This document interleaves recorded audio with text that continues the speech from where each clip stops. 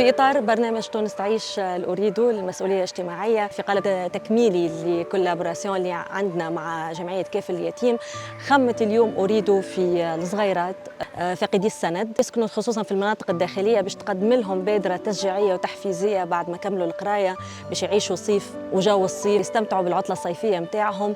وقدمت لهم صيف مخيم صيفي في الهوارية هوني مع مرافقين متاعهم.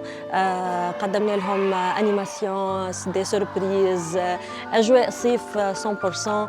احنا في الهواريه جمعيه كيف اليتيم بالتعاون مع اوريدو مشكورين. جينا لهنا الهواريه باش نكرموا ابنائنا الايتام من المناطق الداخليه. عندنا توا ليلتين موجودين في المكان الرائع هذايا، تكريم للابنائنا الناجحين والمتميزين في القرايه نتاعهم. عملنا برشا جو، فرحنا. فما صغيرات اول مره يكتشفوا البحر.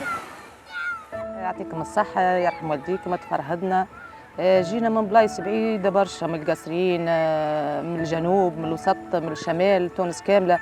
فرحتونا يعطيكم الصحة. بفضل أوريدو متعتهم برشا كادوات، برشا جو، برشا امبيونس. بحرنا أول مرة نبحروا ونشوف الماء نشوف الجو. نحن بحكم أن احنا بعاد ما نجوش ما نصيفوش.